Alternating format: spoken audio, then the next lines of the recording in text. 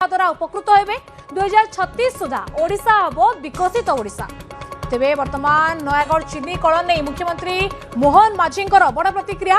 नयागढ़ चीनी कलर पुनः प्रतिष्ठा हम बोली बड़ घोषणा करछंती मुख्यमंत्री। मृतंग जलसेचन प्रकल्प नहीं मध्य बड़ कथा कहिसंती। मृतंग जलसेचन प्रकल्प मध्य कार्यकारी हबो। नयागढ़ जिलार चाषी या द्वारा उपकृत हेबे। तेबे आज हिताधिकारी खाता को जाइछि सुभद्रा टंका। सुभद्रा योजनार पंचम किस्ती प्रदान करिसेंती मुख्यमंत्री। नयागढ़ लाठीपड़ा सभामंच रे टंका प्रदान कले 1,03,00,000 महिला खाता को आसी सुभद्रा टंका। आ प्रथम थर पई पाइछंती 2,21,054 हिताधिकारी। सुभद्रा किस्ती प्रदान बेले पूर्व सरकार को टार्गेट करिसेंती मुख्यमंत्री। आ कहिसेंती जे विगत 24 वर्षर शासन ने एहा केवल एक स्लोगान ने सीमित थिला। तेबे किछि एसएचजी महिला को ऋण दे सेतिकिरे अटकी जाइथिले। मात्र आमो सरकार 2 वर्ष भितरे महिला को सशक्त करबा पई उद्यम करछंती। महिला सशक्तिकरण केवल ऋण टंकारे हुएनी। एथिपई आमो सरकार प्रथम कैबिनेट रे सुभद्रा योजना आरंभ कलु। तो सुभद्रा पई आमे वर्ष को 11,000 कोटी टंका व्यय करछु। मुख्यमंत्री सुभद्रा पई महिला सशक्तिकरण संभव होइछि बोली सर्वे कहछि बोली मुख्यमंत्री कहछथि। मो प्रिय सुभद्रा वृंद, माँ सुभद्रा हेउछंती नारी शक्तिर प्रतीक एवं से होउछंती स्वाभिमान प्रतीक मध्य। केवल जगन्नाथ संस्कृति रे ही आपण माने देखिबे को पाइबे जे मुख्य गर्भगृह रे भाई भौणी बसी पूजा पाउछंती एकत्र भावरे। सेतिपई आमे ए योजनार नाम सुभद्रा योजना देइथिलु एवं आपण माने हेउछंती आम पई समस्ते जणे जणे सुभद्रा भौणी एवं माँ माने। सुभद्रा योजना केवल एक टंका आवंटन करिवार अवसर नुहे, यह हूँ नारी सशक्तिकरण प्रतीक।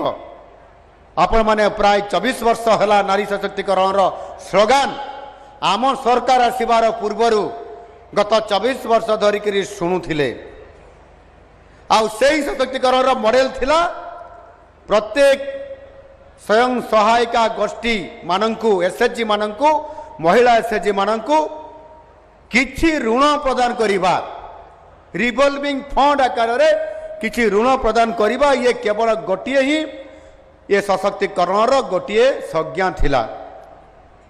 किंतु सशक्तिकरण असल महत्व असल संज्ञा हला निजे निज पाई निष्पत्ति नबार अधिकार प्राप्त हेबा, जहा कि गत 2 वर्ष मध्यरे आम सरकार अर्थात लोकंकर सरकार आसिला परे आज एक सशक्त महिला निज परिवार स्तर रे सामाजिक स्तर निज निष्पत्ति नबा पाई स्वतंत्र होई पारिले ही सशक्तिकरण प्रकृत लक्ष्य ये निश्चित भाव में हासिल करिब। आज आम सरकार ताको हासिल कराइबा पाई आपण मानकु ये शक्ति प्रदान करि आसुछंती। यही सशक्तिकरण केवल किछि ऋण टंकारे संभव नुहे। प्रकृत सशक्तिकरण सेते बेले हेबो जेते बेले जड़े नारी सामाजिक राजनैतिक एवं आर्थिक स्तर में आत्मनिर्भर हो पारिबो। आम सरकार रेल रणनीति को नहीं प्रथम दिन ही ये कार्य करुछंती। कारण आम पाई महिला सशक्तिकरण एक केवल स्लोगान ये नुह, ये केवल राजनीति मध्य नुहे। यह राज्यर अधा जनसंख्या प्रति ये होची आमर प्रतिबद्धता।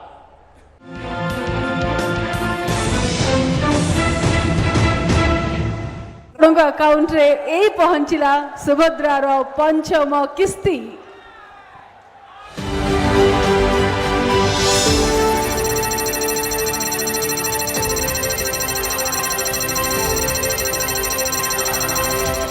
यही अवसर में समस्त भाई माने साध्य मुताबिक निज भौणी को किछि उपहार दे थांती। राज्यर 1 कोटी अधिक भौणींकर आज दिन को विशेष भाव पालन करने आम सरकार सुभद्रा योजना कार्यकारी करथिले। यही योजना अंतर्गत आज नयागढ़ यही पवित्र माटी रे ओडिशार 1,26,26,162 जन भौणी मानंकु 5,000 टंका लेखाएं पंचम किस्ती प्रदान करी आज आपण मानकर सम्मुख रे बटन गोटे बटन दबाई जो आमर संकेत अच्छी ठन ठन ठन ठन करी आज जो पंचम किस्ती प्रदान करी मु अत्यंत आनंदित। आज यही कार्यक्रम रे समुदाय 5163 कोटी ऊर्ध्व टंका सबू योग्य हिताधिकारी बैंक खाता को पहुंची गला। आपण माने मोबाइल भी चेक करि परिबे। जय जगन्नाथ, जय प्रभु नीलमाधव, जय प्रभु रघुनाथ, जय बाबा लडू बाबा, जय माँ दक्षिणकारी। समस्त माँ मान को मोर प्रणाम। माननीय बाचस्पति ओडिशा विधानसभा श्रीमती सुरमा पाढ़ी महोदया, माननीय उपमुख्यमंत्री तथा महिला और शिशु विकास एवं पर्यटन मंत्री श्रीमती प्रभाती परिडा महोदया, मान्यवर विधायक खंडपड़ा तथा जिला योजना कमिटीर अध्यक्ष श्रीयुक्त दुष्मंत कुमार स्वाई महोदय, मान्यवर सांसद पुरी डॉक्टर संबित पात्र महोदय, मान्यवर सांसद कंधमाल श्रीयुक्त सुकांत कुमार पाणिग्राही महोदय, महिला और शिशु विकास विभाग कमिशनर तथा शासन सचिव डॉक्टर मुलालिनी दसवाल, महिला और शिशु विकास विभाग निर्देशिका श्रीमती मनीषा बानर्जी, नयागढ़ जिलापाल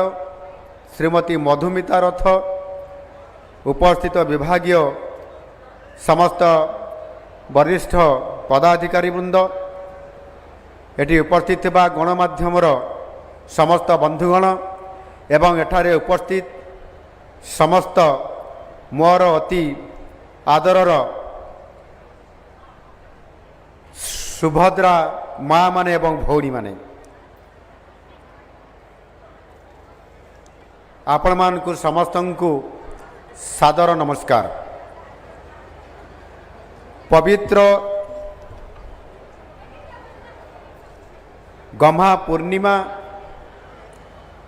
तथा राखी बंधनर शुभावसर रे समस्तंकु अनेक अनेक शुभेच्छा और अभिनंदन।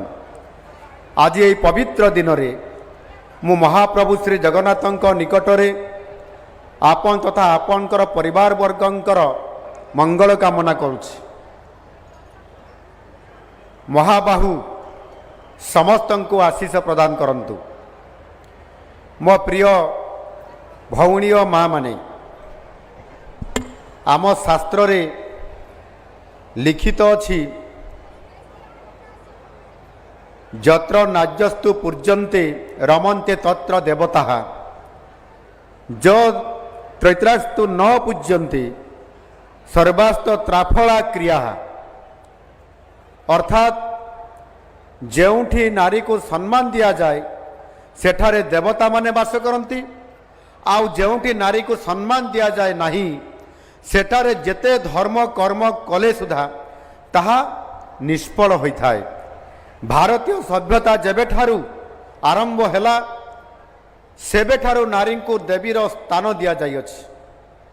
सेहितिपाई तो भगवानकर नाम पूर्वरु देवींकर नाम मध्य आसी थाए, जेपरिकी सीता राम, राधा कृष्ण, लक्ष्मी नारायण, गौरी शंकर, यही भली भावरे आमे सबु नाम को मध्य देखिछंती जे माँ मानंकु नारी शक्ति नारी को किभली भावरे प्राधान्य आम समाज रे, आम सभ्यता रे, आम संस्कृति रे आमे स्वतंत्रता देइछु।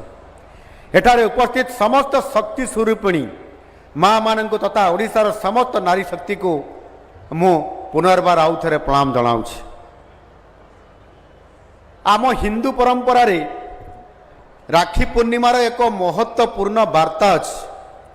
आजिर राखी बंधन रे केवल एक सूता भाईर हाथ रे बंधा हुए नहीं, ए पवित्र बंधन ये हेला जन्म जन्मांतरर।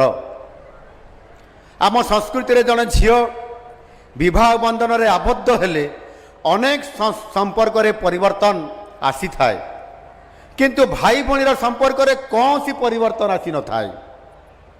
सेथिपाई विवाह समय रे लज्जा हम करा जाय थाए, जहाँ भाई भणीर अतुट बंधन को ये सूचाई थाए। ଭଉଣୀ ଭାଇର ହାତରେ ବାନ୍ଧୁଥିବା ରାକ୍ଷୀ ବଦଳରେ ଭାଇ ଭଉଣୀର ସୁରକ୍ଷା ପାଇଁ ପ୍ରତିବଦ୍ଧ ହୋଇଥାଏ।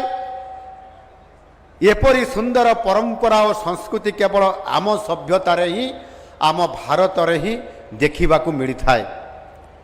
ଏହି ଅବସରରେ ସମସ୍ତ ଭାଇମାନେ ସାଧ୍ୟ ମୁତାବକ ନିଜ ଭଉଣୀଙ୍କୁ କିଛି ଉପହାର ଦେଇଥାନ୍ତି। ରାଜ୍ୟର 1 କୋଟିରୁ ଅଧିକ ଭଉଣୀଙ୍କର ଆଜିର ଦିନକୁ ବିଶେଷ ଭାବେ ପାଳନ କରିବା ପାଇଁ ଆମ ସରକାର ସୁଭଦ୍ରା ଯୋଜନା କାର୍ଯ୍ୟକାରୀ କରିଥିଲେ। ଏହି ଯୋଜନା ଅନ୍ତର୍ଗତ ଆଜି ନୟାଗଡ଼ର ଏହି ପବିତ୍ର ମାଟିରେ ଓଡ଼ିଶାର 1,03,26,162 ଜଣ ଭଉଣୀମାନଙ୍କୁ 5,000 ଟଙ୍କା ଲେଖାଏଁ ପଞ୍ଚମ କିସ୍ତି ପ୍ରଦାନ କରି ଆଜି ଆପଣମାନଙ୍କ ସମ୍ମୁଖରେ ଗୋଟିଏ ବଟନ ଦବାଇକିରି ଯେଉଁ ଆମର ସଂକେତ ଅଛି ଠନ୍ ଠନ୍ ଠନ୍ ଠନ୍ କରି ଆଜି ଯେଉଁ ପଞ୍ଚମ କିସ୍ତି ପ୍ରଦାନ କରି ମୁଁ ଅତ୍ୟନ୍ତ ଆନନ୍ଦିତ। ଆଜିର ଏହି କାର୍ଯ୍ୟକ୍ରମରେ ସମୁଦାୟ 5,163 କୋଟିରୁ ଉର୍ଦ୍ଧ୍ୱ ଟଙ୍କା ସବୁ ଯୋଗ୍ୟ ହିତାଧିକାରୀଙ୍କର ବ୍ୟାଙ୍କ ଖାତାକୁ ପହଞ୍ଚିଗଲା। ଆପଣମାନେ ମୋବାଇଲ ବି ଚେକ୍ କରିପାରିବେ। ଯଦି ପହଞ୍ଚି ନଥିବ ନେଟୱାର୍କ କାରଣରୁ, ଇଏ ପାଗ ଟିକେ ପ୍ରତିକୂଳ ଥିବା କାରଣରୁ ଜମା ବ୍ୟସ୍ତ ହେବେ ନାହିଁ। ଆପଣମାନଙ୍କର ଘରେ ପହଞ୍ଚିବା ପୂର୍ବରୁ ଏ ଟଙ୍କା ଡିବିଟି ଜରିଆରେ ଆପଣଙ୍କର ଖାତାକୁ ବ୍ୟାଙ୍କ ଖାତାକୁ ନିଶ୍ଚିତ ଭାବରେ ପହଞ୍ଚି ଯାଇଥିବ। ବ୍ୟକ୍ତିଗତ ଭାବେ ମୁଁ ନିଜକୁ ସେଇ ଭାଇ ପରି